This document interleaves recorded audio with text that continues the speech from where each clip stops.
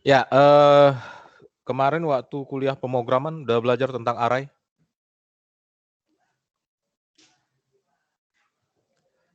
Sudah, Pak. Ya, jadi array itu apa?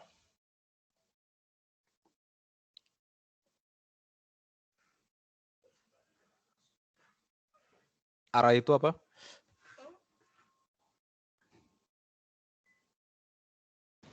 Lebih kayak itu mungkin, Pak. Nyimpen angka gitu, Pak. Seperti table tapi dalam bentuk lebih simpel, Pak. Ya, jadi array itu kita membentuk ya kumpulan variabel ya. Jadi kemarin kan kita sudah belajar variabel tuh ya. Nah, jadi kalau Anda lihat ini kan variabelnya mycar 1, mycar 2 terus ya.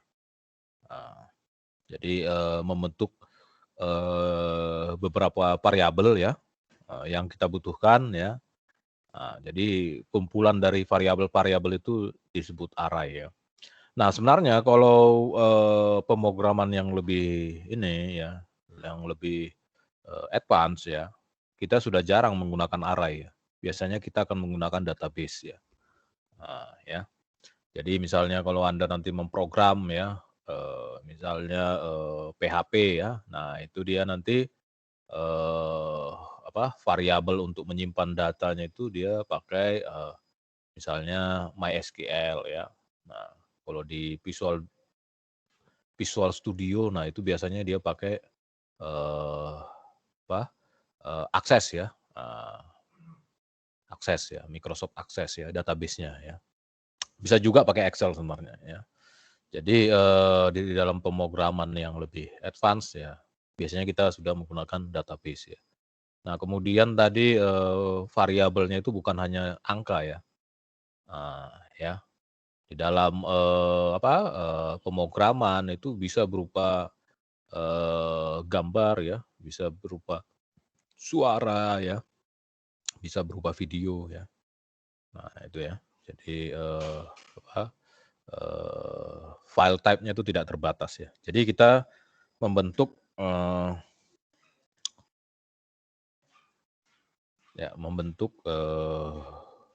kumpulan dari variabel ya.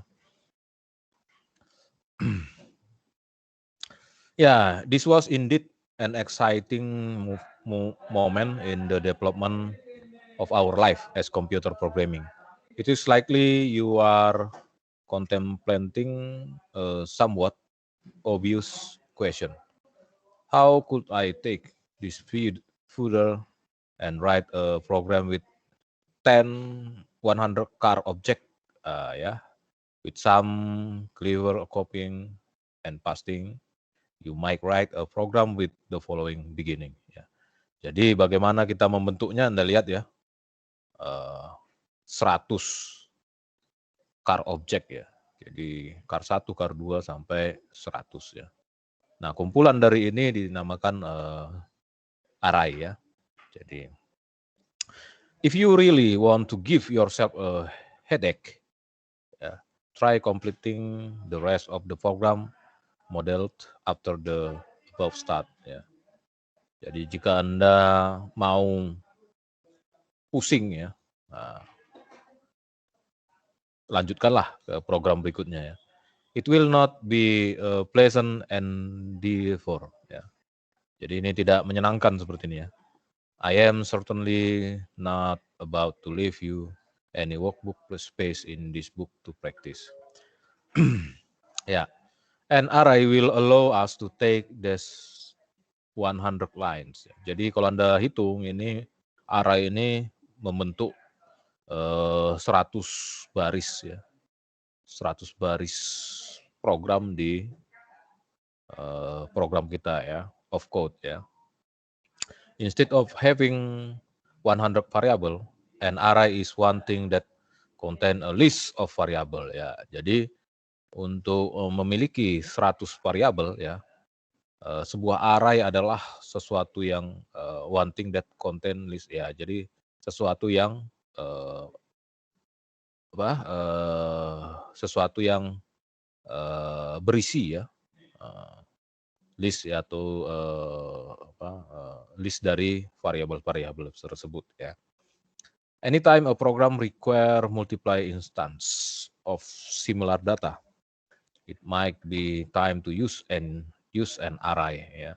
For example, an array can be used to store the score of 4 players in a game. Yeah, a selection of 10 color in a design program, or a list of fish object in an aquarium simulation. Ya. Jadi kalau Anda lihat ini dia contohkan array dapat digunakan untuk menyimpan ya. Menyimpan hasil ya dari 4 player ya di dalam sebuah game. Jadi logikanya kalau ini dia ada 4 pemain ya, berarti array-nya cukup 4 ya. Jadi setiap variabel itu menyimpan nilai dari pemain ini ya. Nah, ya. Kemudian a selection of 10 color in a design program. Ya, jadi ini juga kalau kita bentuk dalam array berarti ada 10 variabel ya. Jadi 10 variabel itu nanti memegang kombinasi warna ya. Kalau dia RGB ya, red-nya nanti berapa, green-nya nanti berapa ya, blue-nya nanti berapa ya. Jadi variabel-variabel itu akan menyimpan satu karakter dari warna ya, yang ada di array kita ya, ada di list kita ya. Or a list of fish object in an aquarium simulation. Nah ini kalau Anda lihat ya, ini nanti dia bukan lagi angka ya, tetapi image ya, objek ya.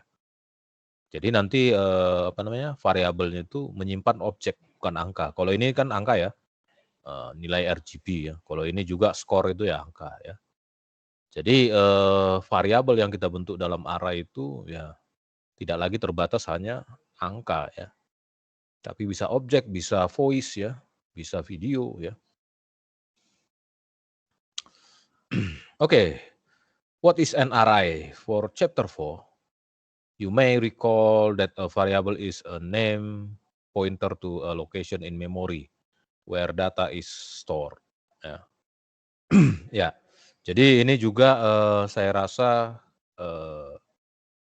kalau mau lebih jelasnya, jadi istilahnya variabel ya, variabel yang kita bentuk ya, itu akan menunjuk ya pointer ke lokasi memori atau hard disk penyimpanan di komputer kita ya. Ya. Jadi kalau nanti Anda belajar hard disk itu kan ada track dan sektor ya. Kalau hard disk yang lama ya. Pernah belajar track dan sektor?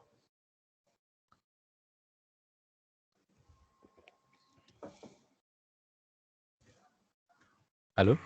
Kalau saya belum pernah, Pak. Belum ya? Ya. Track dan sektor hard disk. Hard disk.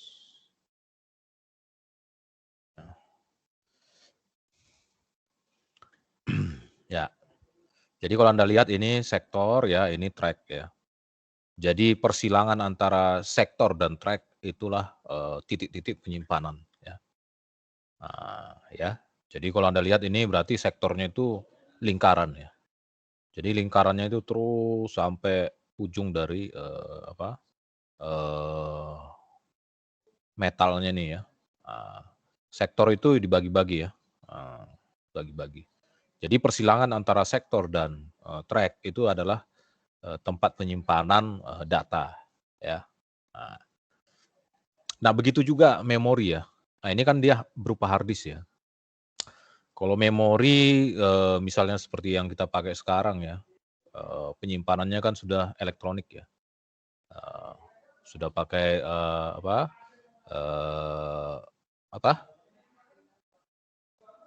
penyimpanan sekarang? SSD, Pak. Hah? Apa? Cloud. Bukan. Ya. Yang bilang teman kamu tadi ya, SSD. Ya. Nah, ini kan dia sudah elektronik ya. Ya. Ini ya. Nah ini ya, SSD. Ini kan sudah elektronik. Kalau yang dulu itu seperti ini metal ya. Makanya yang dulu kayak gini ini berat ya. Kalau yang kayak gini ringan ya. Nah, cuman masalahnya kalau begini ya, misalnya terjadi kerusakan ya, bagiannya, ini sudah rusak semua ya. Tapi kalau yang metal seperti gini ya, misalnya dia permukaannya tergores ya, itu masih bisa dipakai. Ya. Jadi kenapa permukaannya biasanya tergores? Karena tegangan listrik kita naik turun. Nah itu salah satu faktor ya, yang sering terjadi di hard disk metal seperti gini. Ya. Cuman walaupun dia tergores istilahnya bad sector ya, dia tetap bisa digunakan. Jadi nanti ada aplikasi yang akan memplot ya bahwa sektor itu rusak dan tidak perlu dibaca ya. Nah, ya. Kalau begini ya, kalau sedikit aja rusak ya, rusak semua ya. Nah, kalau yang begini ini juga dia pakai pengalamatan ya. Nah, pengalamatan memori. Nah, nanti Anda akan belajar lebih dalam ya di kuliah mikroprosesor ya. Jadi move A, alamat berapa. Jadi memindahkan nilai yang ada di A ke alamat berapa gitu ya. Nah, alamat memori berapa ya. Nah itu ya. Jadi ini dia in other words, variable allow program to keep track of information over a period of time. Yeah, an array is exactly the same, only instead of pointing to one singular piece of information, an array point to multiple piece. Ya, jadi kalau Anda lihat ini variabelnya ya, array-nya di sini ya, ya, jadi dia menyimpan data. You can think of an array as a list of variable ya. Jadi seperti penjelasan kita tadi bahwa array itu adalah kumpulan dari variabel ya. Kumpulan list dari variabel. A list it should be note is useful for two important reason. Ya. Jadi biasanya kalau di pemrograman ya array itu dibentuk menjadi satu prosedur ya. Ya.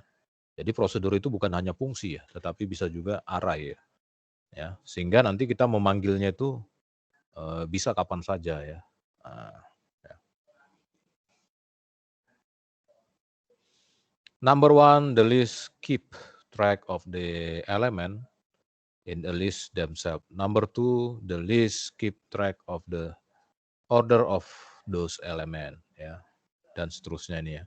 This is crucial point since many program, the order of information is just as important as the information itself ya. In array ya, an array, each element of the list has a unique index ya. Jadi di dalam pemrograman itu variabel nggak boleh sama ya. Kalau contohnya seperti ini tadi ya kita bermainnya indexing ya. Jadi variabelnya my car ya. Nah, indexing. Ya, jadi di dalam pemrograman variabel itu nggak boleh double ya. In all case, the name of the array refer to the list as a whole, which each element is accessed via its possible. Notice how in figure 9.2, the indices range from 0 to 9. Figur 9.2. Ya, kalau Anda lihat ini dia ada membentuk 9 ya. 10 berarti ya. The array has total of 10 element. But the first element number is 0 and the last element is 9. We might be tempted to stop our feet and complain. Hey, why aren't the element number from 1 to 10? Would not that be easier? Ini kira-kira kenapa ya? Jadi dia pertanyaannya kenapa indexingnya itu tidak dimulai dari 1 sampai 10, kenapa dari 0 sampai 9? Kira-kira kenapa?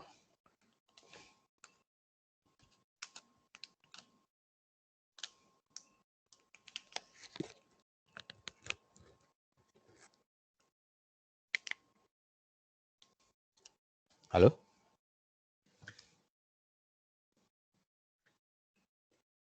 Halo?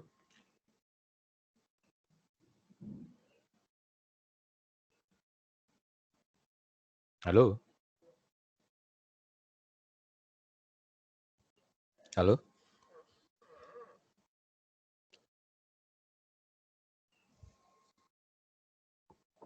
Halo? Duh, pada kemana nih? Halo? Anybody home?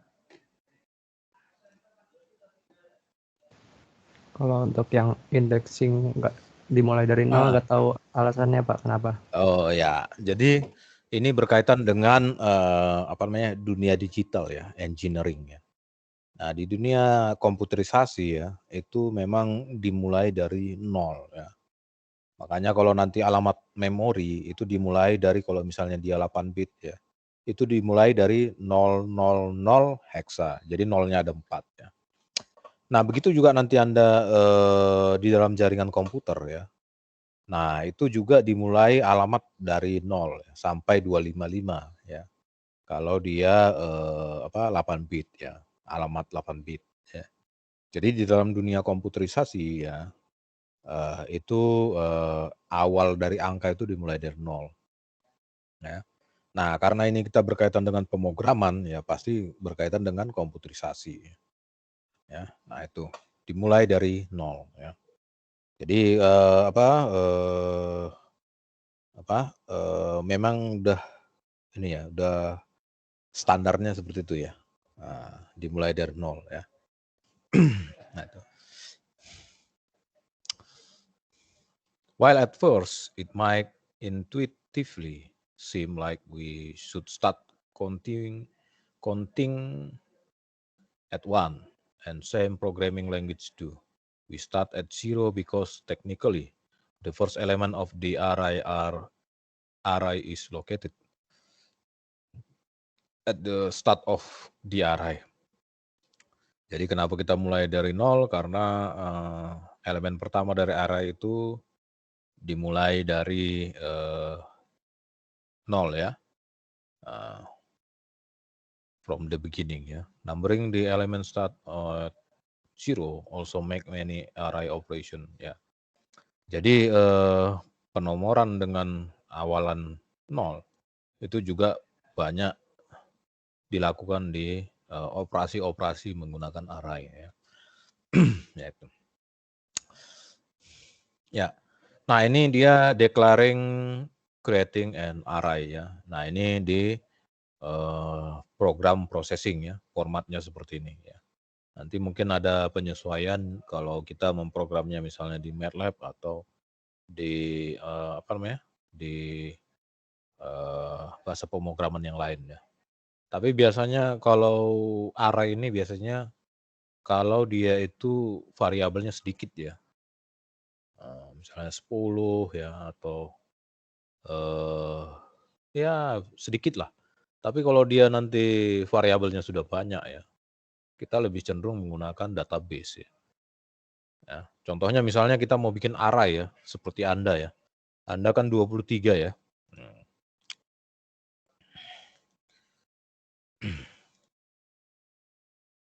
Sorry. Berapa nih kok? 28.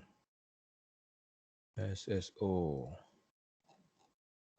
Oh, 33. Satu lagi nggak absen ya? Dava mau. Saya belum up.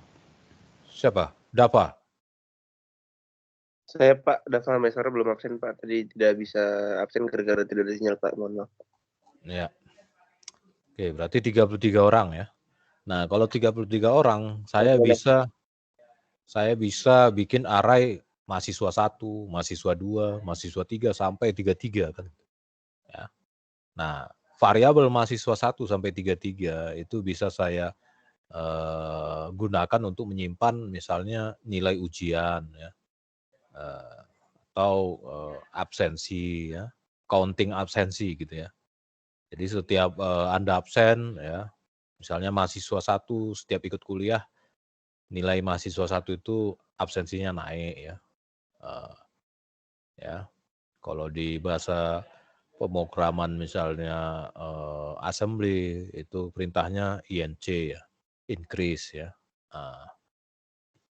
Ya, increment ya.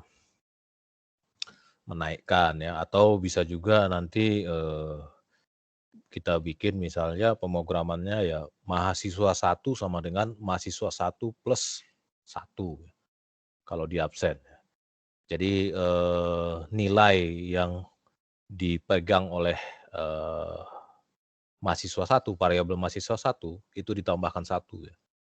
Dan akan disimpan kembali ke variabel mahasiswa 1 ya. Nah itu ya. Kalau segini masih bisa ya. Tapi sebenarnya yang paling gampang kan kita membentuk ke dalam database ya. Jadi array itu satu rekod ya, satu rekod itu satu baris ya. Nah, ya. Nah itu. Kita cenderung akan menggunakan database ya. Tapi kalau dia variabelnya hanya sedikit ya, kita menggunakan array ya. Karena bahasa pemrograman biasanya kalau dia sudah menggunakan database itu biasanya dia menggunakan program database ya, prosesor ya, misalnya PHP ya. Nah itu dia kan menggunakan MySQL ya, program MySQL untuk mengelola database-nya ya. Jadi dari PHP kita harus melink dulu ke MySQL-nya ya. Nah begitu juga misalnya kalau Visual Studio ya, baik bahasa C, bahasa basic ya, C++ ya. Nah itu juga kita harus melink dulu ya, atau pairing dulu ya, ke Excel atau Access ya. Kalau array kita nggak perlu pairing ya, maksudnya ya di dalam pemrogramannya sendiri ya.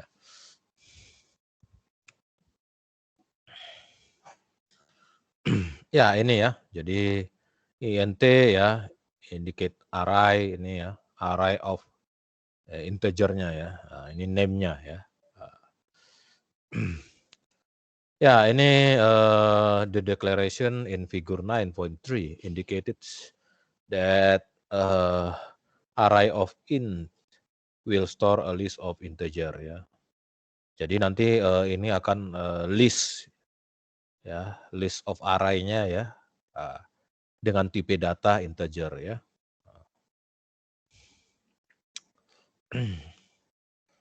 Ya contohnya ini ya, ya.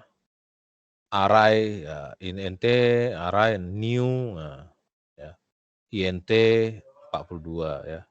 Berarti nanti ini akan membentuk 42 tadi ya, 42 ya, size of array-nya ya.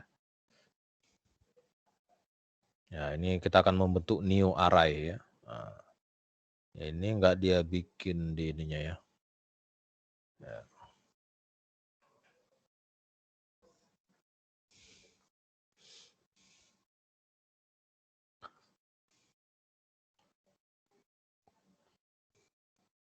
Oke, ini contoh list program additional array declaration and creation example. Float score sama dengan new float 4 ya. Berarti ini akan membentuk array ya. 4 ya dengan tipe data float ya. Human people new human 100 ya. Nah, ini human ini apakah image saya nggak tahu ini ya. Jenis data apa ini. INT num ya, numerical ya biasanya sama dengan 50. Jadi variabel num ini akan memegang 50. Cars, new car, num. Ya, berarti ini akan membentuk variabel cars ya sebanyak 50 ya. Nah, ya. Spaceship, ship, new ship ya. Num berarti 50 kali 2 berarti 100 tambah 3 ya. Ya. Write the declaration statement for the following array. Berarti integernya ini 3, ini gimana? Ini nggak ada loopingnya.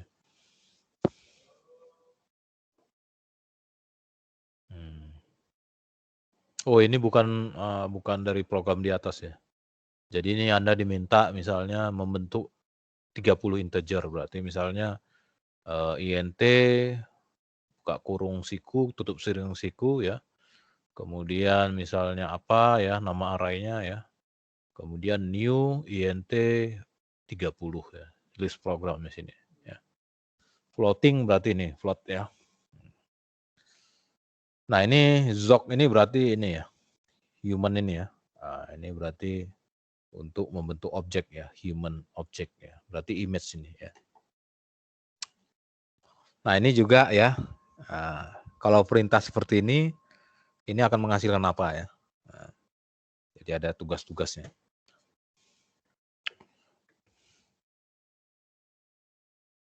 Initialing an array. One way to fill an array is to hard code the value stored in each spot of the array ya.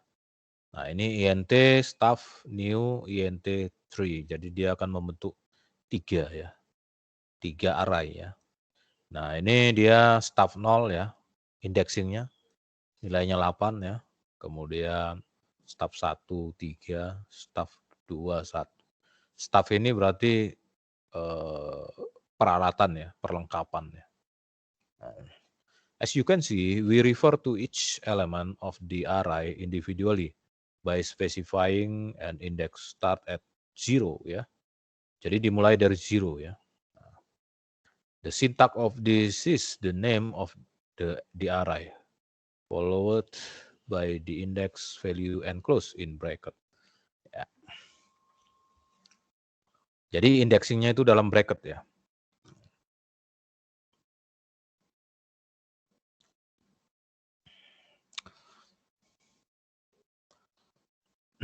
Ya, jadi bisa juga langsung seperti ini ya.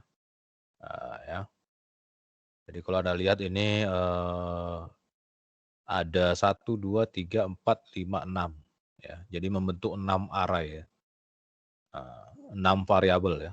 Nah, langsung nilainya ya. Ada langsung nilainya ya. Begitu juga ini integer ya, ini float ya. 1, ini dia bilangan desimal ya. 1, 2, 3, 4, 5 ya. Dia akan membentuk 5 variabel dengan nilainya langsung ini ya. Ya. Kemudian consider for a moment the following problem. Create an array of 1000 ya, floating point number ya. Berarti dia float ya, values new float 1000 ya. Put A we already know how to do ya ya. Jadi di part A kita sudah tahu bagaimana membentuk misalnya ini 1000 variabel ya di dalam array ya. When we want to avoid is having to do this for plan B ya. Jadi kalau Anda lihat ini dia 1, 2, 3, 4, 5, 6 ya. Jadi value-nya ini dari 0 sampai each other ya, sampai 1000 ya. Nah, nilainya ini random ya. Dari 0 sampai 10 ya.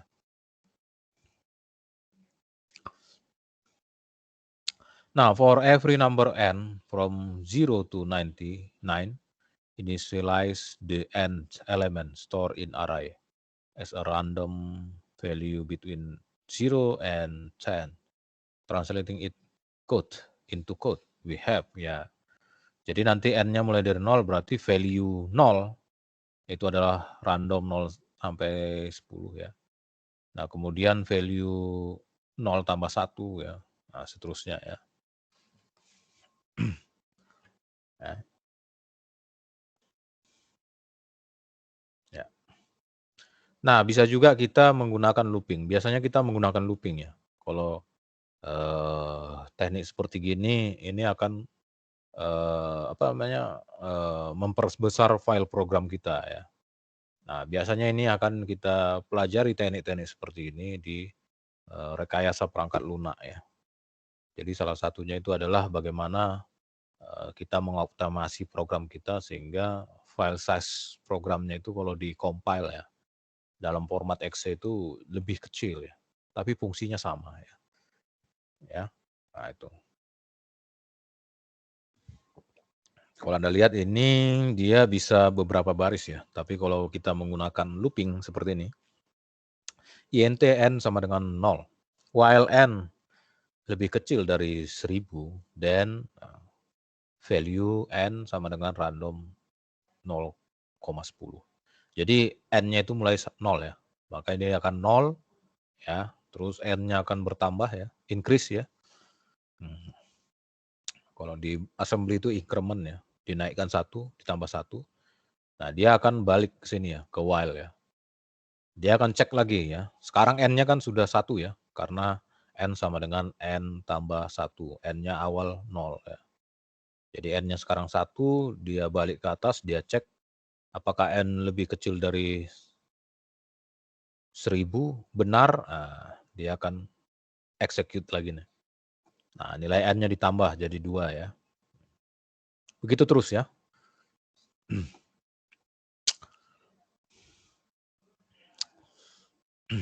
Ya. Nah, ini juga kita punya kalau di bahasa C seperti ini ya. Jadi I++ ya. Ya, jadi misalnya integer I sama dengan 0. I tadi ini adalah n-nya ya. Jadi I lebih kecil dari 1000 ya I++ ya. Ya. Jadi ini akan otomatis menambahkan ya, nilai I. Kalau di sini tadi kan kita menggunakan ini ya, perintah n sama dengan n+1 ya. Nah, ini ada format yang lain ya. Jadi selama I lebih kecil dari 1000, dia akan menambahkan nilai I. Naik 1 terus ya. Ya. Nah, ya ini value length ya, I++ ya. Ini array yang mau kita bentuk berapa ya. Ya, jadi kenapa kita bisa pakai variabel seperti ini ya? Ini akan menjadi inputan di awal program ya. Sehingga nilai array kita itu bisa bervariasi. Tapi kalau Anda bikin seperti ini ya, 1000 ya.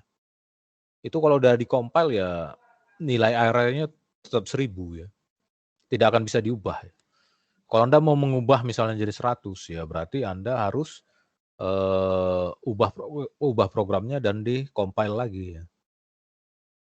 Ya. Tapi kalau Anda bikin variabel seperti gini ya, nanti kalau sudah Anda compile ya, value dari array-nya ini bisa berubah-berubah ya, sesuai dengan kebutuhan ya.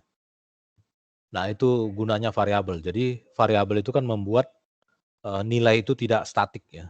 Nilai itu menjadi dinamik ya. Kalau Anda buat seperti gini, otomatis jumlah array Anda itu akan statik di 1000 ya. Nah, itu dia ya. Nah, jadi sekarang itu saya rasa tidak ada yang statik ya, kecuali itu konstanta ya. Ya, misalnya kalau dia konstantanya misalnya cum laude ya 3,75 ya itu konstanta ya bisa kita bikin statik aja. Ya. Tapi kalau kita mau bentuk variabel ya silahkan, mana tahu nanti ada perubahan dari ini kan peraturan rektor ya. Misalnya cum laude 3,7 udah cum laude. Nah, kalau Anda plot misalnya seperti itu ya programnya ya terpaksa Anda ubah dan compile lagi ya. Terus install lagi ya. Nah, itu repotnya kalau dia statik seperti ini ya.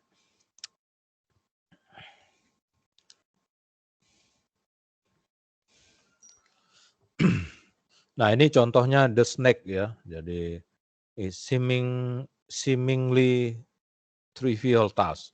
Programming a trail following the mouse ya. Is not as easy as it might initially appear. Jadi memprogram ya. Trail ini berarti seperti kereta ya. Atau gerbong lah ya. Yang mengikuti arah mouse ya. It's not easy ya. Jadi tidak mudah, itu tidak semudah yang kelihatan ya, appear. The solution require an array which will serve to store the history of mouse location. Ya, jadi kita harus tahu ya mouse itu posisinya di mana ya. Jadi kalau kita sudah tahu posisi mouse-nya ya, nanti objek kita itu akan mengikuti pergerakan dari mouse ya. Dari pointer ya, kursornya ya. We will use two array, one to store horizontal mouse location ya. Jadi nanti array-nya ada dua, satu data posisi horizontal dari mouse-nya ya, dan satu data dari vertical position-nya ya. Let's say arbitrarily that we want to store the last 50 mouse location. Ya. Jadi kita mau menyimpan 50 posisi mouse yang terakhir ya. First we declare the two array ya. Integer expose ya. Jadi ini posisi mouse ini kursor seperti ini ya. Posisi X-nya ya. Nanti ada 50 posisi dan posisi Y-nya ada 50 ya. Nah, kita sudah mendeklarasikan variabelnya, array-nya ya. Nah, berikutnya in setup ya, we must initialize the array ya. Since at the start of the program there has not been any mouse movement, we just fill the array with 0 ya. Jadi kita menginisialisasi array-nya dulu ya. Nilainya belum ada ya, kosong ya. Jadi untuk I dari 0 sampai expose length. Jadi expose length ini adalah 50 tadi ya. Ini sudah ada belum? Ini ya 50 ya. I-nya plus tambah ya. Jadi expose 0 ya, expose 1, expose 2, expose 3 terus ya. Sampai 50 ya. Nilainya ini nanti berapa? Ini adalah nilai posisi ya. Posisi dari X-nya, nilai X-nya. Ya.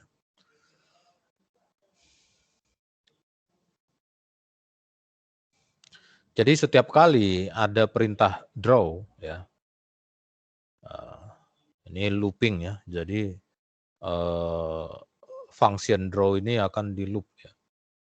We want to update the array with the current mouse location. Jadi kita akan mengupdate ya, memperbarui array-nya ini ya dengan posisi dari mouse yang baru ya. Let's choose to put the current mouse location in the last spot of the array. The length of array is 50 ya. Jadi ini length-nya ya. Kenapa dibikin expose ya? Karena Y-pos-nya juga 50 ya. Jadi berpasangan ya. Jadi length of array-nya 50 ini ya. Kemudian meaning index value range from 0 to 49 ya. The last spot is index 49 or the length of the array minus 1 ya. Ya, jadi expose length kurang 1 ya. Jadi expose length dari 50 kurang 1 49. Ini posisi mouse X. Nah, Y-pos sama dengan Y-pos length kurang 1. Ini posisi mouse Y ya. Ya. Now come the hard part. We want to keep only the last 50 mouse location. Jadi ini adalah bagian tersulit. Kita ingin menyimpan hanya posisi mouse ya. Posisi 50 ya. Yang terakhir ya. Jadi kalau mouse kita itu sudah bergerak 100 ya, diambil 50 ke belakang posisinya ya. Berarti 50 lagi hilang. By storing the current mouse location at the end of the array, we are overwriting what was previously stored there. If the mouse is at 10 point 10 ya, jadi maksudnya X-nya 10 ya, Y-nya 10 during one frame and 15 during another. We want to put 10.10 in the second to last spot ya, 15 ya. In the last spot ya. Jadi ini perubahan ya. Jadi misalnya tadi kita di posisi 10-10, sekarang di posisi 15-15, berarti posisi 10-10 ini kita timpah dengan posisi 15-15 ya. The solution to shift all the element of the array down one spot before updating the current location. Ya. Jadi ini pergeseran, menggeser ya. Ya. Jadi shifting ya. Nah, kalau Anda lihat ini new value ya. Dia akan masuk ke sini, yang posisi di sini tadi akan pindah ke belakang ya. Yang posisi di sini tadi pindah ke belakang. Ya. Yang posisi di sini tadi nilai di sini pindah ke belakang. Nah, yang tadi nilainya ada di sini ini akan di override ya. Jadi ditimpa ya. Nah, itu ya. Ini proses shifting ya.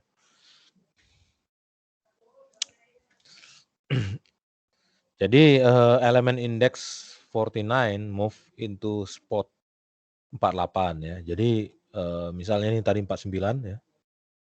Nilai sini akan pindah ke 48 karena ada nilai yang mau masuk ya. Nah, itu. Dan begitu seterusnya ya.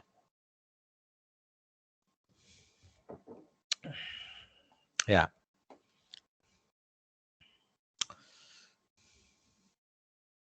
Ya, jadi kondisinya jika I lebih kecil dari expose length ya. Jadi kalau I-nya sudah 49 ya, atau 50 karena dia plus-plus ya. Berarti I itu sudah sama dengan ya. Berarti ini kondisi ini tidak lagi memenuhi ya. Nah, kalau tadi dia lebih kecil sama dengan berarti kalau I-nya 50 berarti masih memenuhi ya. Nah, begitu juga we must instead say ini ya. I lebih kecil dari expose length kurang 1 ya. Jadi 49 ya. Jadi I-nya kalau sudah 49 ya, berarti sudah penuh gitu ya. Berarti itu harus di shifting ya. Ya ini ya. Finally, we can use the history of most location to draw a series of circle. Ya. Jadi istilahnya kalau mouse saya di sini ya, bergerak ke kanan gini ya, ada 50 titik ya. Posisi 50 titik itu akan dibentuk objek circle. Ya. Jadi membentuk objek circle ya. Nanti yang paling belakang itu yang pertama akan hilang kalau mouse saya itu akan bergerak lagi. Ya. Jadi pokoknya dia totalnya objeknya lingkaran itu 50. Ya. Jadi dia akan mengikuti ya.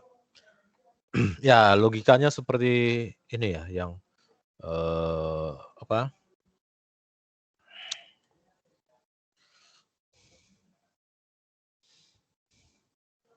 kalau mouse ini. Sorry. Pernah ya pakai ini ya? Halo? Mana dia itu ya? Halo? Halo? Pernah, Pak. Ya, jadi ada kayak bayangan yang mengikuti ya. Settingannya gimana ya? Kok jadi saya lupa ya? Coba tadi.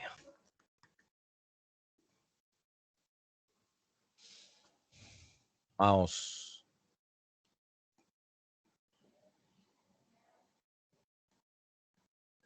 Seperti ini ya. Ini ya. Ya. Ini long. Ini paling berapa nih? Berapa nih? Anda hitung. Ada ini. Hah? Bisa lihat ya? Ada 5 ini.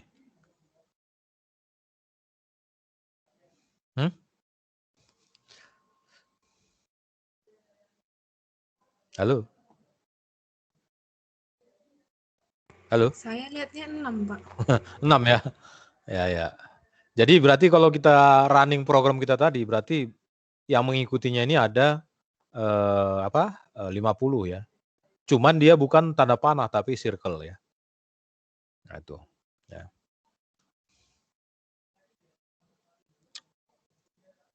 Ya.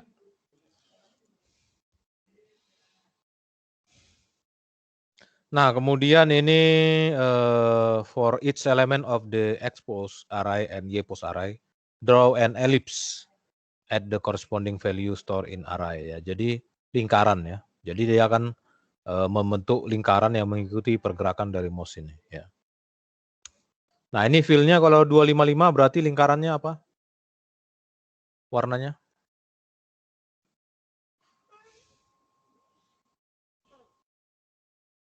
Ya. Halo? Kalau nggak salah putih ya, Pak? Ya, putih ya. Kalau 0 dia hitam ya. Jadi ini fill-nya berarti isinya ya. Jadi kalau Anda membentuk lingkaran, isinya itu putih ya. Nah, nanti Anda bisa ubah-ubah ya. Nah, kemudian ini ellipse ya. Ellipse untuk membentuk lingkarannya, circle-nya. Ya, expose, Y-pose ya. Jadi titik pusatnya nanti dia di posisi expose dan Y-pose ya. Ini kan posisi dari kursor kita yang sudah lama ya. Nah, ya. Jadi karena kursor kita bergerak, dia punya posisi yang lama ya, yang pernah dia duduki ya.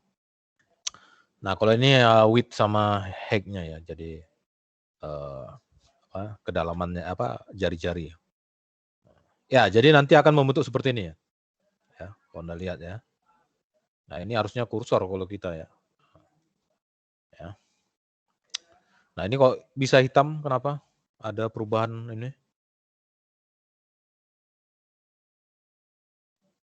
Ini background-nya. Bisa Anda lihat? Nah ini di sini sudah benar ya. Gimana?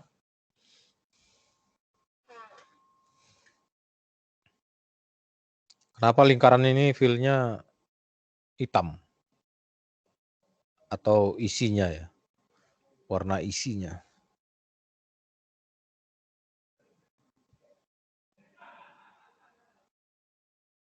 Oh, ini dia degradasi ya. Nah, jadi dia warna putih karena I-nya bertambah ya. Berarti yang dekat dengan kursor ini ya. Ini kan kursor terakhir ya. Yang dekat dengan kursor berarti 50 karena I-nya ya. Nah, tadi. Nah, ini I kali 5. Berarti 50 kali 5. Ya, berarti berapa? 250 ya. Nah, jadi 250 kurang 255 berarti tinggal 5 ya. 5 itu kan hitam ya, tapi enggak hitam pekat ya. Ya hitam pekat lah, mendekati 0 ya. Nah, sedangkan nanti yang ujung ya, I-nya ini kan 0 ya. I0 sampai I50 ya. Ini I0 ya. Kalau dia I-nya 0 ya, berarti 0 kali 5, 0. 255 kurang 0 berarti 255. Berarti dia akan putih. Fill-nya ini putih ya. Nah, ini ya. Anda lihat ini nanti fill-nya akan putih. Nah, ini juga dia sepertinya ada variasi jari-jari lingkarannya. Bisa Anda lihat di mana nih? Coba Anda dulu yang melihat. Mana?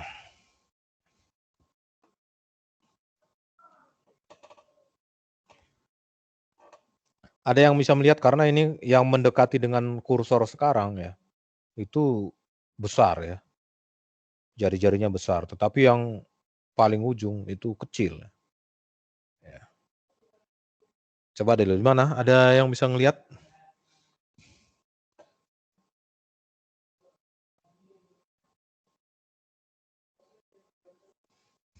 Halo?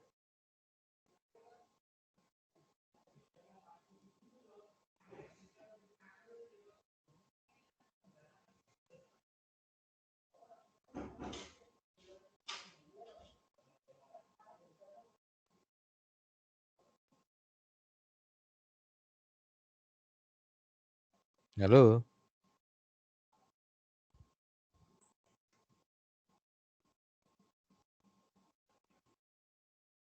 Halo? Halo, anybody home?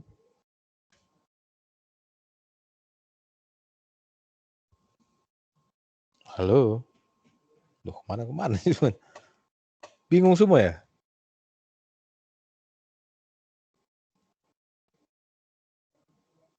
Halo? Putus atau gimana ini? Iya Pak, saya bingung Pak. Jari-jari yang mana ya Pak? Nah, ini kalau Anda lihat hasil dari image-nya nih ya. Ini kan circle yang terakhir ya. Yang I sama dengan 0 ya. Ini kan dia kecil ya. Ya. Tapi yang mendekati kursor kita posisinya di sini ya. Yang paling baru ya kan. Nah, posisi yang hitam ini berarti yang sebelum posisi kita sekarang ya. Nah, kalau Anda lihat ini dia jari-jarinya kan besar. Jadi ke 50 array lingkaran kita ya. Itu yang paling dekat dengan kursor itu R-nya besar ya. Sedangkan yang paling ujung, yang paling terakhir itu R-nya kecil. Nah, kenapa bisa bervariasi seperti itu? Di programnya di mana? Harusnya kalau dia tidak bervariasi R-nya, harusnya yang di ujung ini juga lingkarannya R-nya sama seperti ini ya. Tapi kan kalau Anda lihat ini kan enggak, makin ke belakang dia makin kecil ya lingkarannya ya. Jari-jarinya makin kecil. Nah, untuk membentuk seperti itu programnya di mana gitu. Kalau tadi kenapa yang paling ujung itu mendekati putih ya? Kenapa yang paling dekat ini mendekati hitam ya? Mendekati posisi kursor kita sekarang itu hitam ya karena ini tadi fill-nya nih loh. Ya. Jadi kalau I-nya itu 50, tadi kan ada 50 array ya. Kalau I-nya 50 berarti 50 kali 5. 250. 255 kurang 250. 250 berarti kan tinggal 5. Jadi kalau fill-nya itu 5 berarti itu kan mendekati hitam ya. Ya, karena 0 itu kan hitam pekat ya. 255 itu putih ya. Fill ini tahu ya, isinya gitu loh. Ini ya. Isi dari lingkaran itu warnanya hitam ya. Nah, inilah listing program kenapa yang dekat dengan kursor sekarang dia warna hitam ya. Tapi yang paling jauh posisi yang 50 ke belakang ya, posisi kursor yang 50 ke belakang itu dia warnanya putih. Nah, ini kalau Anda perhatikan ya, ini lingkarannya ini berbeda ya. Circle-nya nih ya. Jari-jarinya kan berbeda dengan yang paling ujung nih. Nah, kenapa bisa beda ini settingannya di programnya di mana gitu ya. Paham ya? Paham? Paham, Pak. Nah, kan ini kan bukunya sudah saya share ya di MS Team ya, di file. Nah, makanya saya tanya dari listing program ini. Sampai sini ya. Nah, itu settingan programnya di mana gitu. Kok bisa beda? Yang dekat dengan kursor sekarang itu lingkarannya besar ya. Yang paling yang 50 ke belakang ya, posisi 50 ke belakang itu kecil. Malah mendekati ini ya. R-nya mendekati 0. Programnya di mana coba? Izin menjawab Pak. Ini Ya, ya. kalau menurut saya itu di yang bagian elips itu Pak, itu kan elips yang paling Ya. di bawahnya fill itu kan ada expose I dan Ya, posisinya. ya. Terus diameternya yang I itu Pak. Terus Ya. kan ada incrementnya. Ya. Jadi kalau dia berarti kalau dia dekat dengan kursor berarti I-nya ini 50 ya. Ya, jadi otomatis expose-nya 50. Y-pose-nya 50, ini I-nya ini 50. Ya. Jadi otomatis ini apa? Jari-jarinya 50 ya. Makanya dia besar. Ya. Tapi kalau I-nya 0 ya, yang paling ujung ya. Kan I itu kan dari 0 sampai 50 ya. Nah, dari 0 sampai 49 ya jumlah ini ya. Ya. Jadi kalau I-nya 0 ya, berarti expose-nya 0, 0 ya. Y-pose-nya 0 dan ininya juga 0 ya. Ya. Makanya dia R-nya itu mendekati 0 ya. Ya. Ya, mungkin ada pertanyaan? Nah, ini nanti bisa Anda teruskan ya. Ini ada program-program yang lain ya. Sama array ya. Nah, minggu depan kita akan masuk ke interaktif objek ya.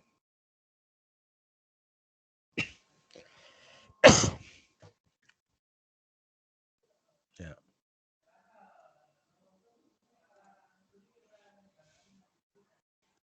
Ada pertanyaan?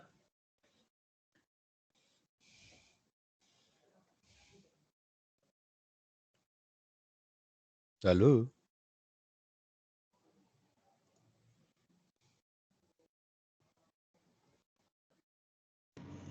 Nggak ada, Pak. Ya.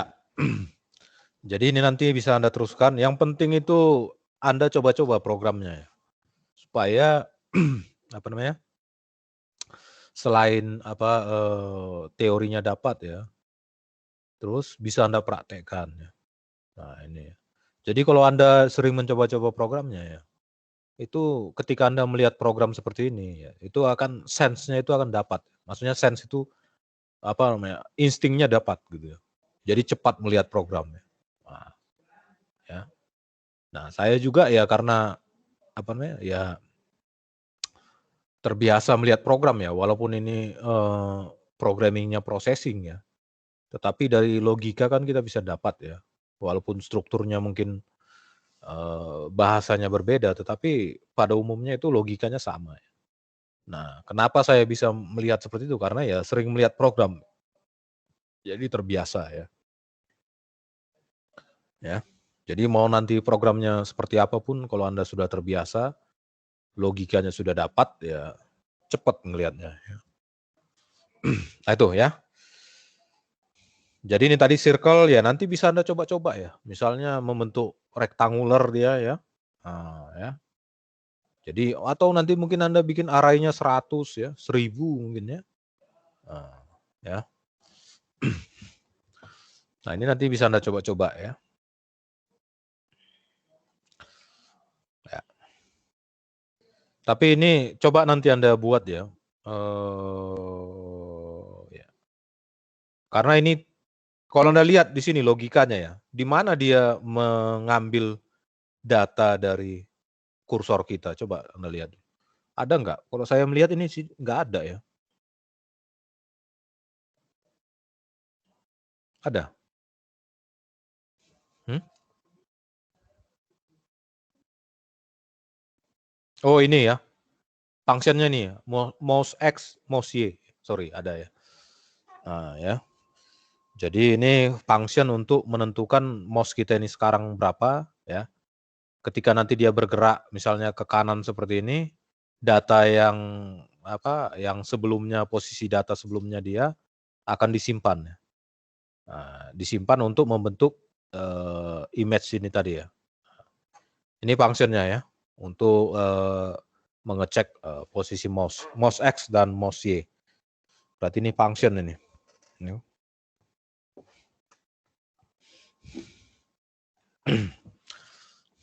Oke.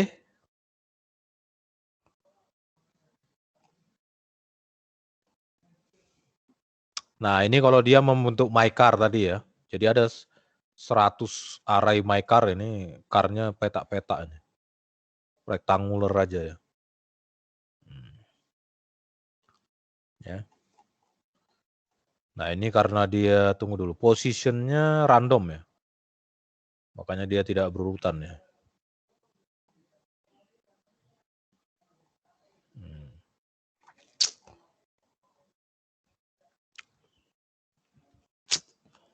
Oke, ada yang mau didiskusikan lagi?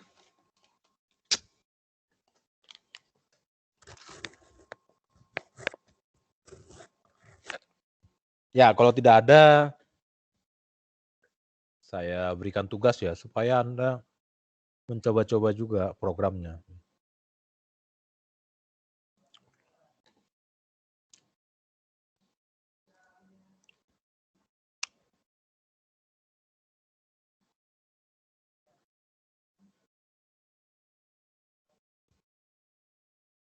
Tuh, ini yang mana nih?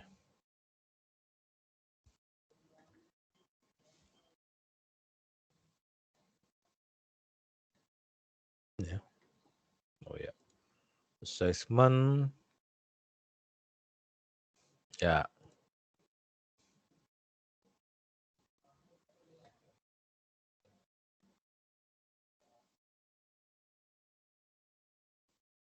nanti terserah ya, objeknya itu mau circle, mau apa, mau rectangular, mau apa yang lain juga silakan ya.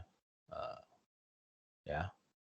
Tapi kalau misalnya seperti pointer tadi itu ini ya, itu sudah ada objeknya ya. Objeknya berupa image yang di apa namanya, dibuat seperti bayangan. Nah, itu mungkin nanti menyimpannya di array kalau image ya, misalnya cursor.jpg gitu ya. Ya, menyimpannya dalam array mungkin bisa juga kalau Anda nanti bisa variasikan ya. Atau image-image yang lain ya.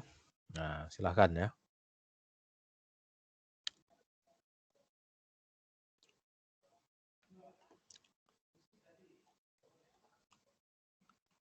Ini sampai minggu depan jam 10 ya. Assign.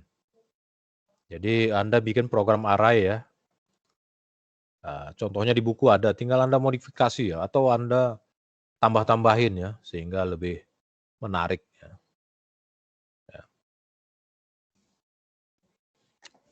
Oke, ada lagi?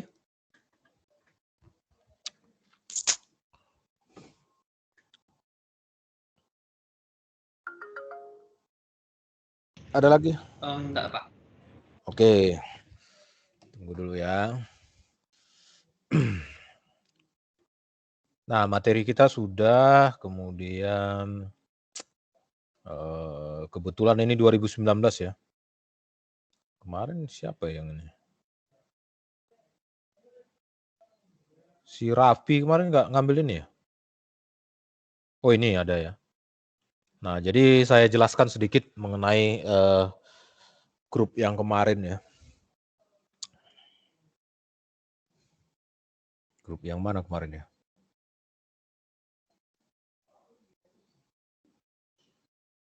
Mana sih kemarin? Mengejar CSNA. Nama grupnya ya. Ya.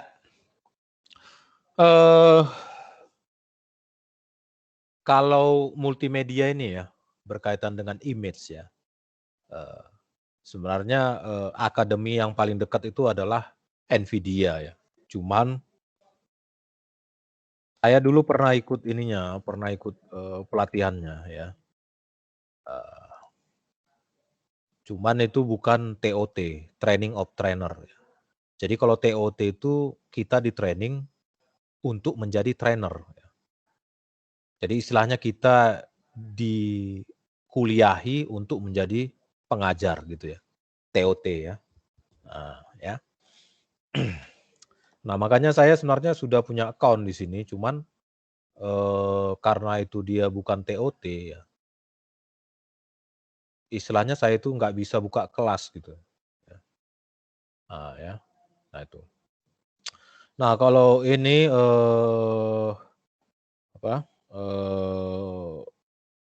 NVIDIA Academy ini dia kalau di Indonesia saya rasa belum ya.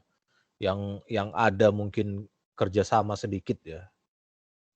Itu dengan seingat saya itu dengan BINUS ya, Bina Nusantara Jakarta. Tapi mereka itu pelatihan-pelatihannya itu masih terpusat di Singapura ya. Makanya dulu itu waktu saya ikut trainingnya nih ya, bukan TOT ya, training biasa ya. Itu dia itu ya kerjanya di Singapura gitu ya. Ya. Jadi kalau Anda nanti mau ngambil sertifikat ya, tentang deep learning ya, NVIDIA. Jadi ini pengolahan image ya. Image-nya itu bisa gambar statik maupun video ya. Ya. Nah, kalau dia ke arah suaranya ya, processing dari suaranya ya, sebenarnya di sini juga bisa ya. Ya. Jadi kan namanya video itu kan ada 2 unsur ya, satu gambar dan satu suara ya. Ya. Nah itu ya. Jadi kalau mata kuliah kita ini ya multimedia ya, itu lebih dekatnya ke NVIDIA ini ya, kalau akademinya ya. Mana tahu nanti Anda tertarik ya untuk mendapatkan sertifikat ini ya berarti Anda harus ke Singapura ya. Kalau di Indonesia sepertinya belum ada, di BINUS juga belum sebenarnya. Nah ini nanti dia Jetson Nano ya. Nah ini dia prosesornya ya. Jadi kalau deep learning ini lebih mengarah ke GPU-nya yang kuat ya, graphic processing unit-nya. Karena dia akan mengolah image ya. Bukan CPU-nya ya, bukan central processing unit-nya, tapi GPU-nya. Kalau Anda lihat ini adalah komputer yang diperkuat di graphic processing unit-nya, GPU-nya. Ya. Kalau Anda lihat juga ini ada Ethernet port-nya ya, ada USB-nya. Jadi ini sebenarnya komputer ya, komputer yang dikhususkan untuk image processing ya. Ya.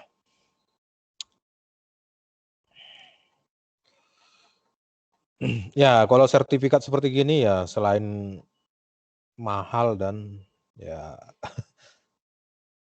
kalau ke Singapura kan makan waktu juga ya. Misalnya Anda training sebulan ya biaya akomodasi aja sudah berapa ya. Ya memang di Indonesia masih belum terlalu berkembang ya. Ya.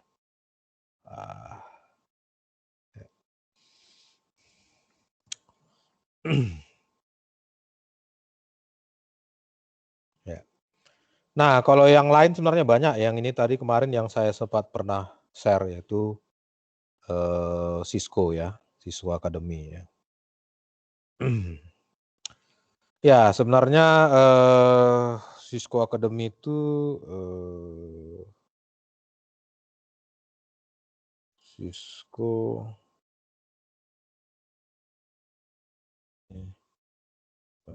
spesialis ya.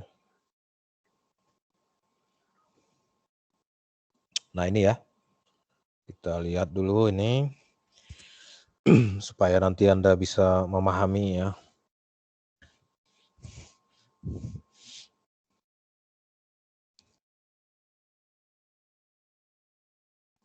Ini kok ini.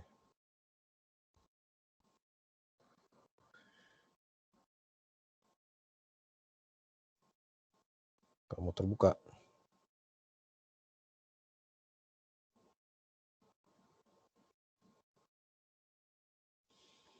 Cari yang lain.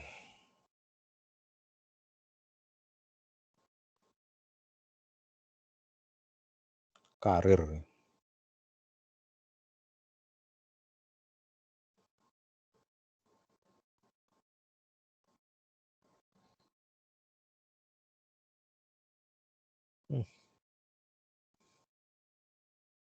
Ini juga ya.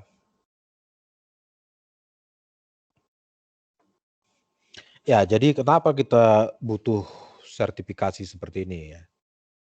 Nah, itu karena sertifikasi seperti ini ya, selain dia itu materi pembelajarannya bertaraf internasional ya.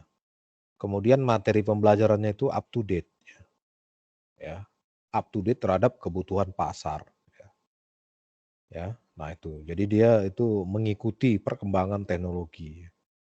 Nah, itu enaknya kalau akademi ya, akademi seperti ini ya. Jadi memang kita kan punya keharusan untuk belajar sesuai dengan RPS ya, rencana pembelajaran semester ya, sesuai dengan buku acuan ya. Tapi memang kita juga harus tidak tertutup ya untuk belajar sesuatu yang lebih up to date. Nah itu ya. Jadi jangan terlalu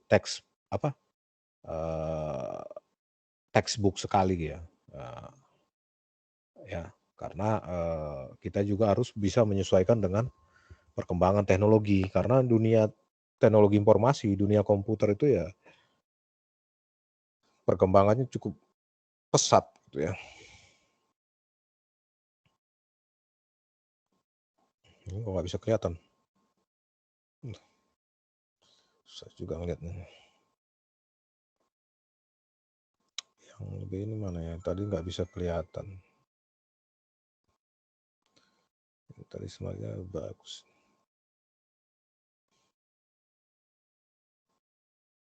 Oh ya. Ini.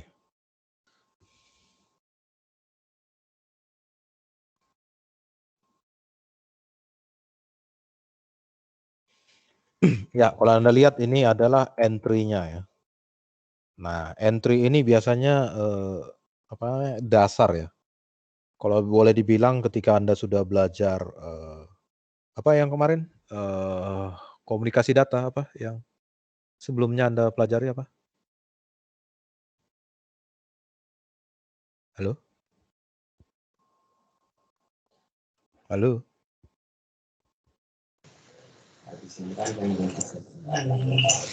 Apa yang Anda pelajari kemarin ya? Komunikasi data ya? Jaringan komunikasi data, Pak. Bukan jaringan komputer ya? Bukan sepertinya, Pak. Ya, Beda kayaknya, Pak. ya. Jadi itu kan komunikasi data dulu ya. Nah, dasar-dasar komunikasi data, kemudian nanti Anda masuk ke semester berikutnya jaringan komputer ya. Seharusnya kurikulumnya begitu ya. Jadi kalau Anda sudah mengambil komunikasi data, sebenarnya Anda sudah bisa dikategorikan masuk entry ini ya. Ya. Nah, tinggal lagi nanti Anda peminatannya kemana ya. Ya. Nah, ini ada wireless ya. Ya. Nah, yang saya maksud itu kemarin adalah yang ke sini ya. Routing and switching ya. Ini jalurnya ke sini ya. Jadi nanti Anda kalau sudah lewat CCNA 1 sampai 4 ya. Kemudian kalau Anda mau profesional dia lanjut. Nah, ini biasanya kalau profesional juga ngambil sertifikatnya di Singapura ya. Di Indonesia belum ada. Nah, nanti kalau Anda sudah profesional, nah ini nanti Anda mengarah ke expert ya. Ya. Nah, itu. Ya. Nah, kalau Anda lihat ya, sebenarnya yang saya sarankan ke Anda itu hanya sebagian kecil ya. Dan hanya sampai di sini ya. Karena sini saya belum ikut TOT ya. Jadi tidak bisa buka kelas gitu, tidak bisa mengajar CCNP ya. Maupun sampai expert. Jadi saya itu hanya mengajarkan Anda sebagian kecil ya, sini aja. Ya. Nah, kalau nanti Anda misalnya spesialisnya, ini kan spesialis routing switching ya. Spesialis service provider ya, ISP ya. Nah, nanti ini beda lagi ya. Nah, ini saya nggak bisa buka kelas ya, karena saya nggak pernah ikut TOT-nya nih. Ya. Jadi ISP itu nanti kalau Anda punya sertifikat ya, itu Anda bisa kerja di Telkom ya. Telkom itu kan menyediakan ISP ya, Internet Service Provider. Jadi menyediakan akses internet broadband ya. Broadband itu berarti dia band itu kan berarti ini ya jalur data ya. Jadi bisa dikategorikan jalur data yang besar atau komunikasi satelit ya. Ya.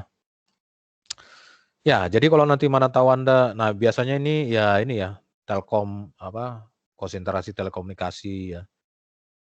Biasanya itu kan belajar ISP ya, Internet Service Provider ya. Telkom ada ya, kemudian ya Indosat juga ada ya. Nah, kalau Undip itu kan akses internetnya itu terakhir itu saya ingat itu 8 giga ya. ISP-nya Telkom ya. Dia bandwidth-nya itu bisa sampai 8 gigabyte ya.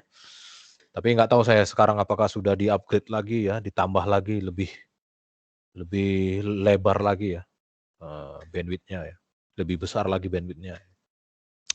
Nah ini nanti akan di sini belajarnya ya, ISP, Internet Service Provider ya. Nah kalau nanti Anda mengarah ke security ya, keamanan jaringan ini ya.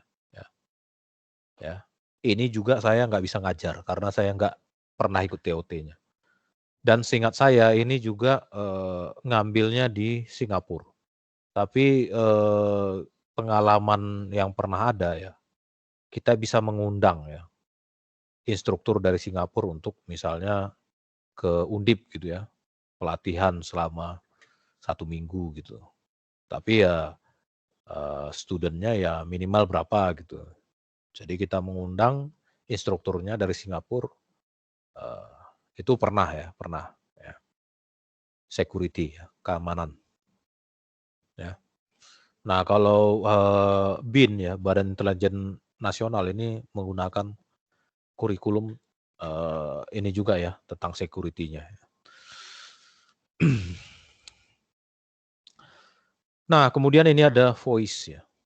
Jadi voice ini juga termasuk sesuatu yang penting sekarang ini. Ya.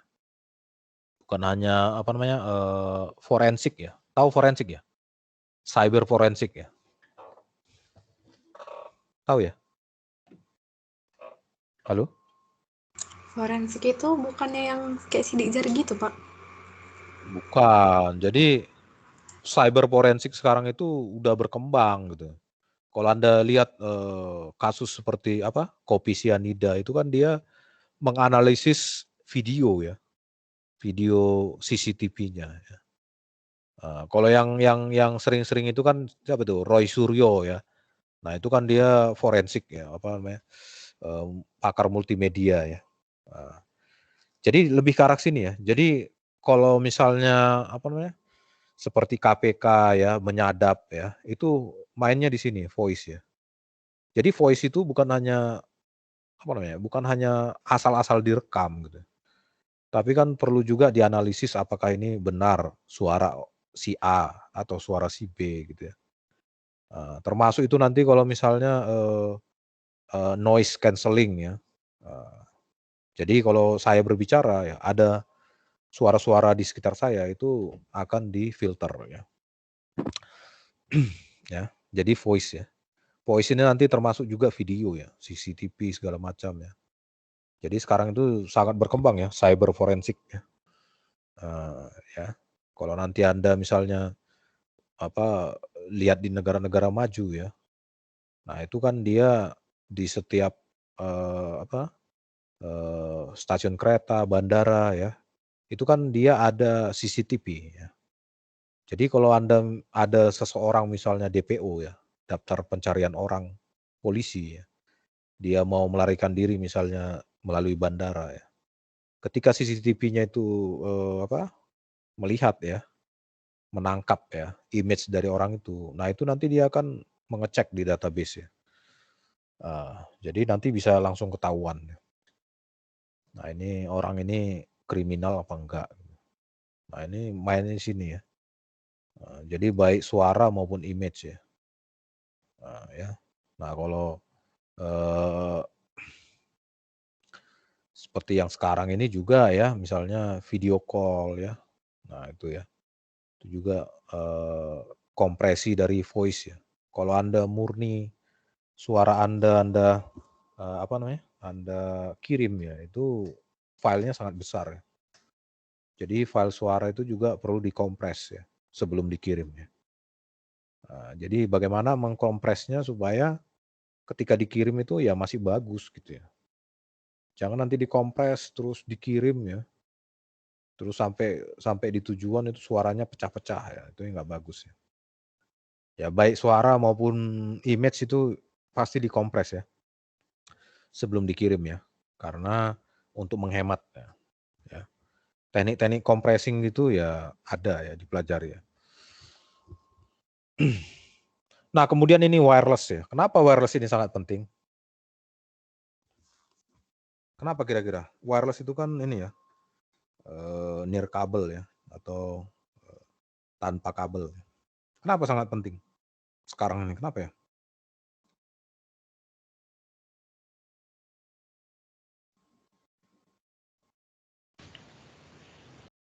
Ya, Mungkin kalau untuk kebutuhan sehari-hari biar lebih rapi aja, Pak. Soalnya nggak ada kabel. bukan. Untuk meminimalisir biaya, Pak.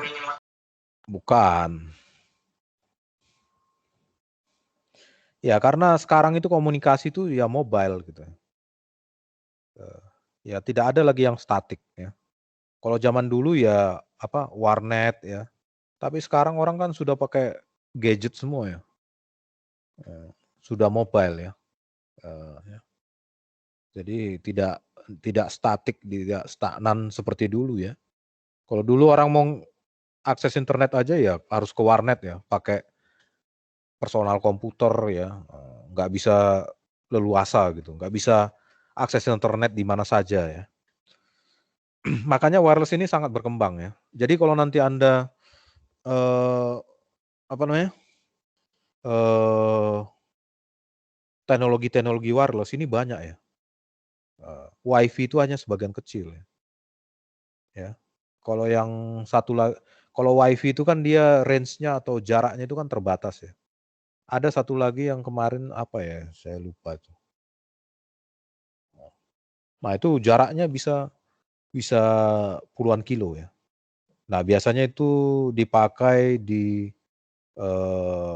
smart city gitu ya. Jadi kalau smart city itu kan salah satunya Anda itu gratis internet ya.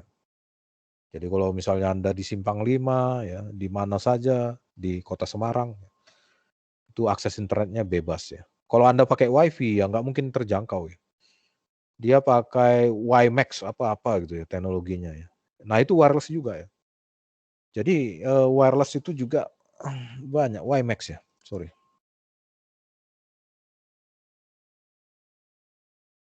Wireless. Nah, ini ya. Nah, ini dia pakai microwave ya. Nah, ini range-nya nih, jaraknya nih lebih jauh daripada WiFi. Ya.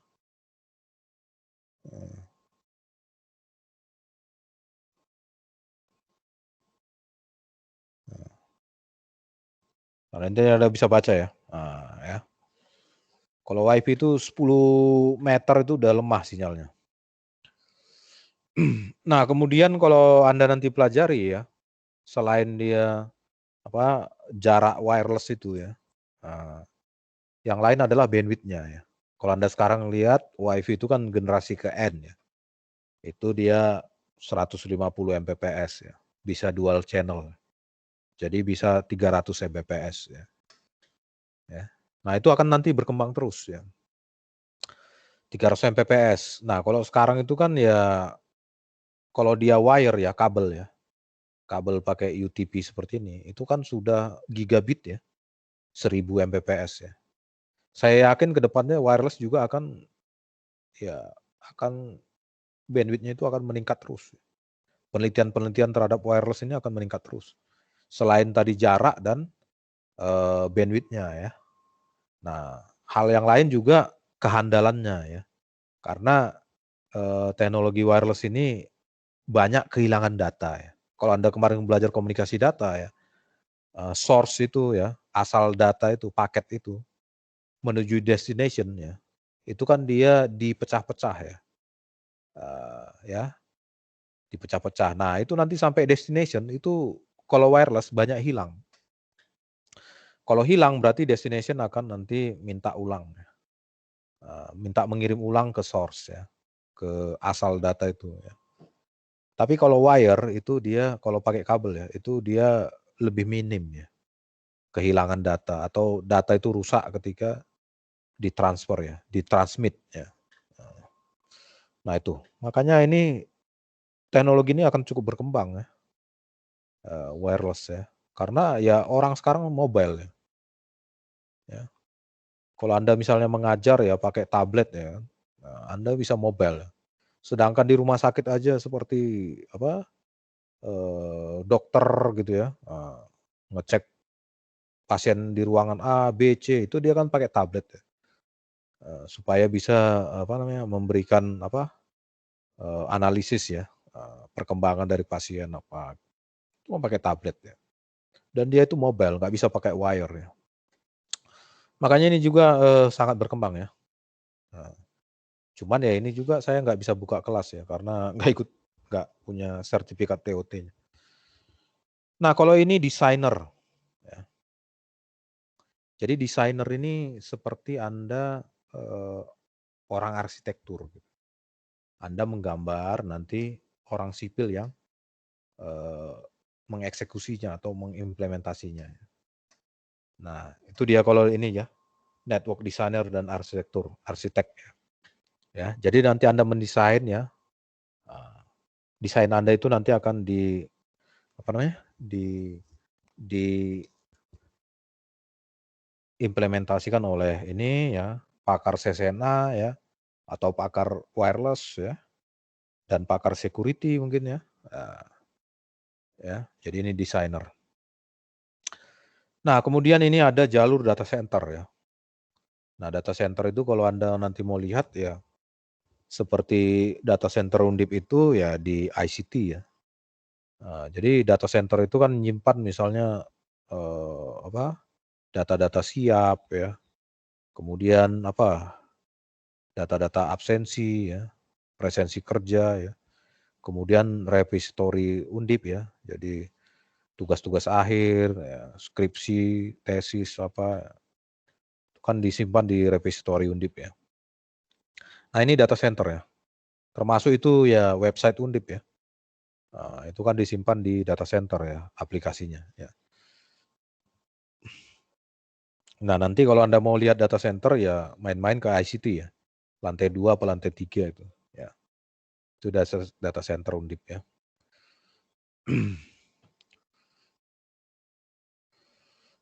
Ya ini dia service provider ya.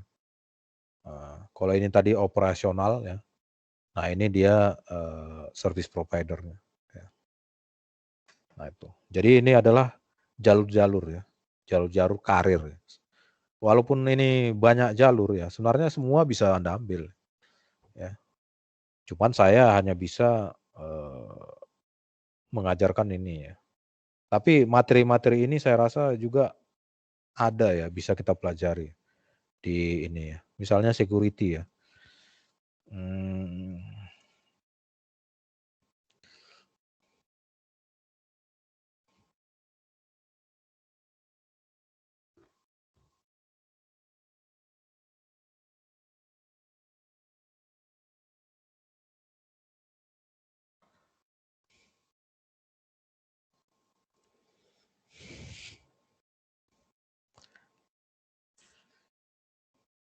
Ya, saya sebenarnya nggak bisa buka kelasnya, tetapi materinya bisa saya ambil. Gitu.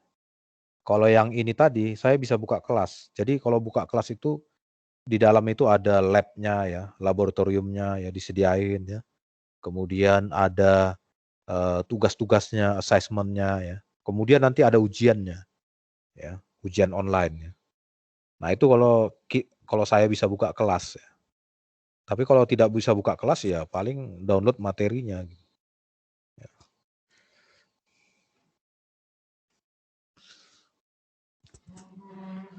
Ya ini ya.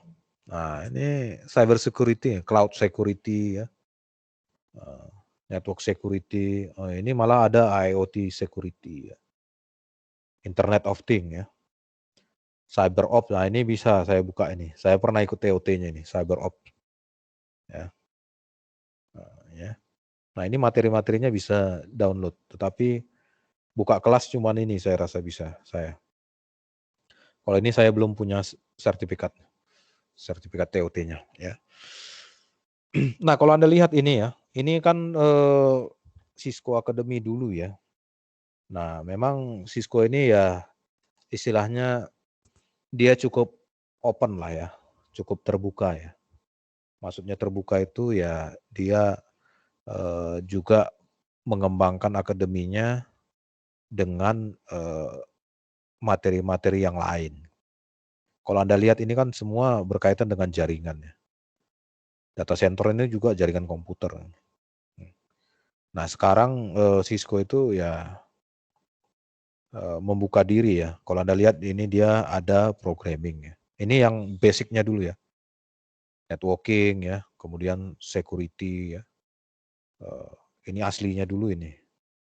Nah kalau Anda lihat dia sudah ada OS ya, operating system. Nah operating system ini dia ada kelas Linux ya. Nah, ini intermediate sampai advance ya, Linux. Ya. Nah kalau Anda lihat sebenarnya kelas operating system ini bukan asli dari akademi dia. Dia kerjasama dengan ini. Ya. NDG ya. Ya. Ya. Kalau Anda lihat ini ya. Ini di mana nih? US ya. NC ini apa nih? New York City ya. Benar ya? Halo? Halo? Halo? Halo, halo? Kurang tahu, Pak. Ya, jadi NDG ini pusatnya ini di USA ya. United States Amerika ya.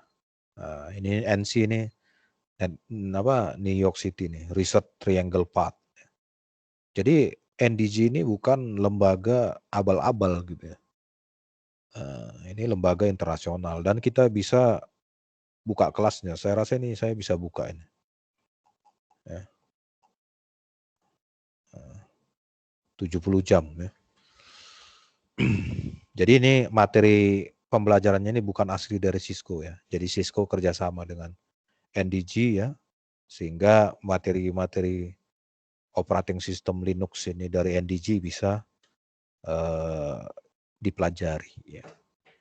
Kalau tadi tidak ada Cisco, berarti kita tidak bisa mengakses NDG ini karena kita tidak punya kerjasama ya. Nah, itu tadi ini ya OS ya. Kemudian programming. Nah, ini juga kalau Anda lihat dia ya Python ya, bahasa C ya, sampai advance ya. C++ sampai advance. Nah, ini juga dia kerjasama dengan ini C++ Institute ya. Jadi programming ini juga materinya bukan asli dari Cisco ya. Ini hasil dari kerjasama, kolaborasi ya. Ini juga ya pusatnya di mana nih? Tidak ada ya. Kontak us.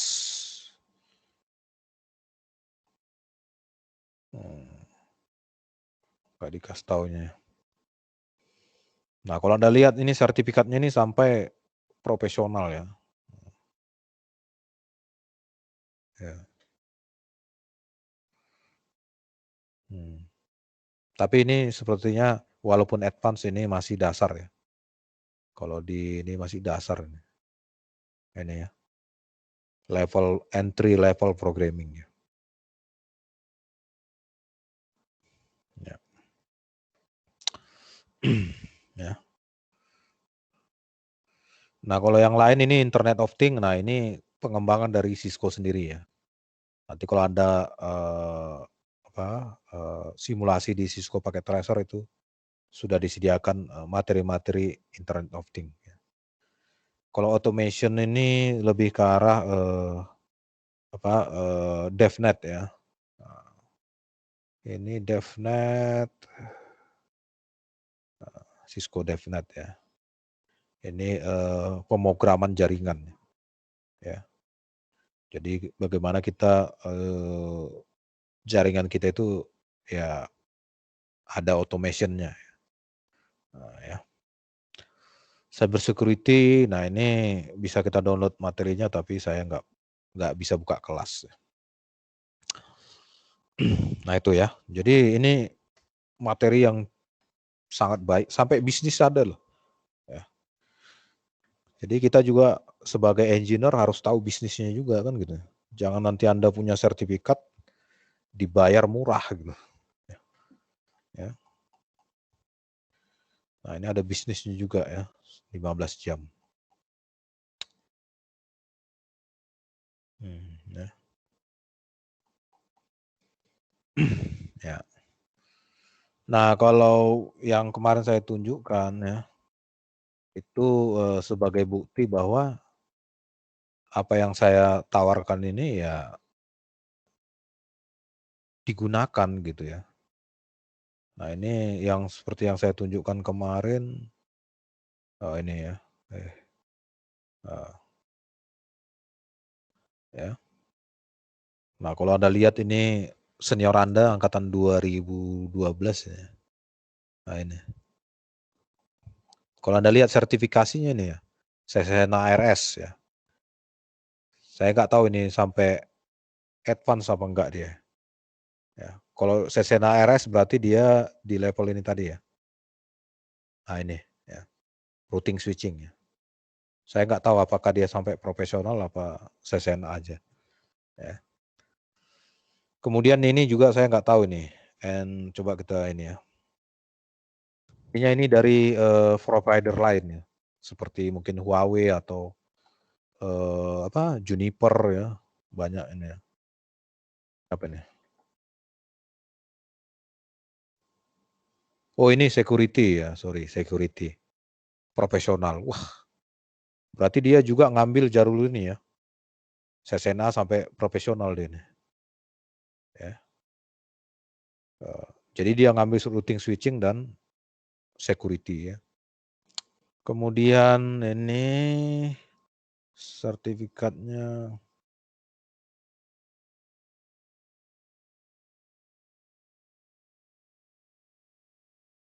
apa nih?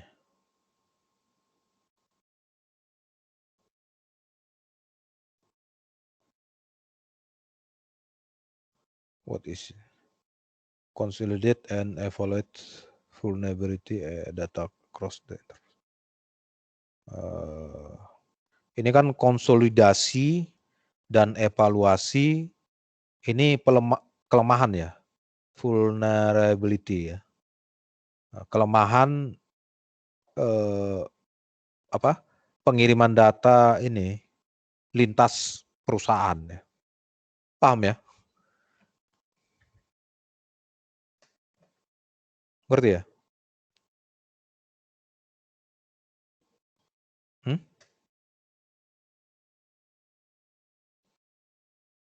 Halo? Ngerti ya? Halo?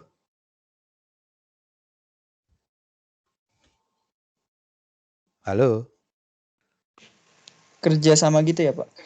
Ya, misalnya Undip itu data centernya terlink ke mana misalnya ke Kemenristek Dikti gitu ya. Nah, itu kan antara sistem komputer Undip sama Kemenristek Dikti itu kan harus ada komunikasi ya. Konsolidasi ya. Dan evaluasi ya. Nah, di dalam komunikasi itu kan pasti ada kelemahan ya. Nah, harapannya ketika server Undip dan server Dikti misalnya, Kemenristek Dikti itu berkomunikasi ya. Itu kan harusnya celah-celah yang bisa mengganggu itu kan harus ditutup ya. Nah, ini vulnerability ya. Jadi kelemahan-kelemahan. Nah, jadi kan itu kan pasti ketika komputer Undip dengan sistem komputer Undip transfer data ya ke Kemenristek Dikti itu kan. Nah, ini, ya. Atau bisa juga misalnya nanti Anda punya perusahaan ya, perusahaan komputer gitu ya. Terus Anda ngambil data dari mana? Misalnya kalau Canon itu kan data script ya, sebagai distributornya di Indonesia. Nah itu kan Anda akan ini kan request pembelian apa, itu kan transfer data ya. Ya, transfer data antar perusahaan ya, entrepreneurship, enterprise ya. Perusahaan besar kalau enterprise ya. Ya. Nah itu. Jadi di dalam komunikasi data itu ya kelemahan-kelemahan ini ya kalau bisa diawasi gitu ya, ditutup gitu ya. Ya, apalagi kalau nanti Anda di perbankan ya. Anda tahu clearing kan?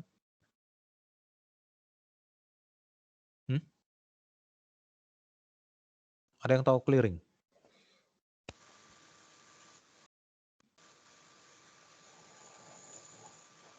Halo? Ada yang tahu clearing? Halo? Nggak tahu, Pak. Clearing itu seperti ini, misalnya kamu punya rekening BNI ya, mau transfer ke rekening BCA ya. Nah itu kan harus clearing ya. Jadi clearing dari BI ya, Bank Indonesia. Makanya kalau clearing kayak gitu tidak bisa langsung ya. Tapi kalau dari BNI ke BNI bisa langsung ya. Nah ketika clearing itu ada operatornya, biasanya ATM bersama ya. Kalau antar bank BUMN ya, BNI, BRI, nah itu ada link ya, LINK ya. Nanti kalau ada ke ATM itu kan ada logo link ya. Kalau dia ke swasta ya, bukan BUMN swasta, nah itu dia pakai ATM bersama clearingnya ya. Nah kalau Anda misalnya transfer uang ke BCA dari BNI, itu kan ada data yang dikirim kan gitu ya. Jadi data across enterprise ya. Jadi BNI dan BCA itu ya enterprise ya, perusahaan besar gitu. Nah, mereka kan sistem komputernya itu kan akan bertukar data kan. Nah, ya. Nah, ketika bertukar data itu ya sebagai Anda punya sertifikat ini ya, ya harus ini kelemahan-kelemahannya ya harus bisa Anda tutupi gitu ya. Ya. Nah, jangan nanti ketika terjadi komunikasi data antara server BNI dan BCA, ada hacker yang masuk gitu ya. Ya. Nah itu ya. Karena itu kan memakai ini ya, komunikasinya itu kan memakai jaringan publik ya. Jadi semua orang ada di situ ya. Ya, sama seperti kalau ini ya, kalau di bank itu BNI ya, kalau uangnya itu masih di kantor pusat ya aman kan itu. Tapi kalau nanti mau ditransfer ke kantor cabang itu kan dia harus security-nya harus tinggi kan gitu. Jangan nanti di tengah jalan yang ya antah berantah ya, seperti hutan rimba ya. Nah terjadi perampokan gitu kan. Nah, itu dia. Ya. Nah ini sertifikatnya nih ya. Kemudian ini A10 ADC spesialis. Coba.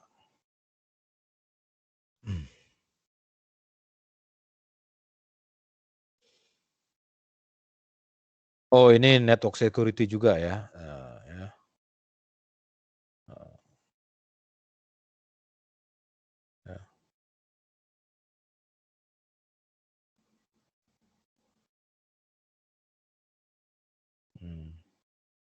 Jadi macam-macam ini. Spesialis dalam security. Kemudian NS7.